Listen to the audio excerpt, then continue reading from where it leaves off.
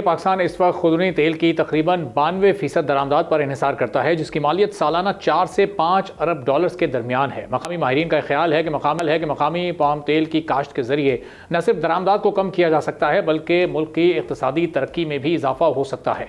Indonesia के सिफारती नुमाइंदों और पाकिस्तानी साइंसदानों का यह कहना है कि फौरी तौर पर पाम की काश्त को बढ़ाना ज़रूरी है ताकि मुल्क की खुदनी तेल की दरामदात पर कम इन्हिसार किया जा सके और ज़रूरी शोबे में सरमायाकारी की हौसला अफजाई की जा सके।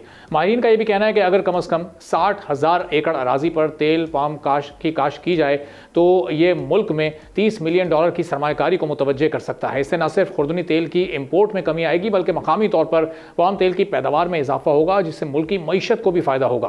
पाकिस्तान में सिंध और बलूचिस्तान के इलाकों की मौसमी हालात पाम तेल की पैदावार के लिए बेहतरीन है। सिंध ज़राई यूनिवर्सिटी इंडोनेशिया और दीगर बैनुल-अक़वामी शराकतदारों के साथ मिलकर खुश्क और नीम खुश्क इलाकों में पाम तेल की नई इक़साम की तहकीक कर रही है। सिंध ज़राई यूनिवर्सिटी कराची के करीब काठोर में मुख्तलिफ तंजीमों के ताउन से पाम तेल की तजारती फिजिबिलिटी का जायज़ा लिया जा रहा है। इसका मकसद पाम तेल की काश्त को पाकिस्तान में कामयाबी से नाफिज करना है ताकि खुर्दनी तेल की पैदावार में इजाफा किया जा सके और आलमी मंडी में पाकिस्तान के हिस्से को बढ़ाया जा सके।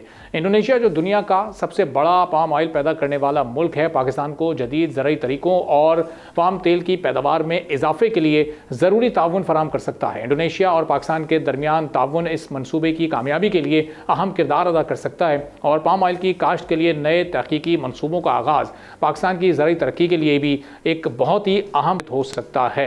अब पाकिस्तान का जो दूसरा बड़ा इम्पोर्ट बिल है वो पाम ऑयल की सूरत में इस वक्त एक बड़े बोझ की सूरत में मौजूद है। ये नई एक्सप्लोरेशन कैसे हो सकती है, किस तरह इस काम को आगे बढ़ाया जा सकता है। सब्सक्राइब करें और बेल दबाएं ताकि कोई खबर रह न जाए।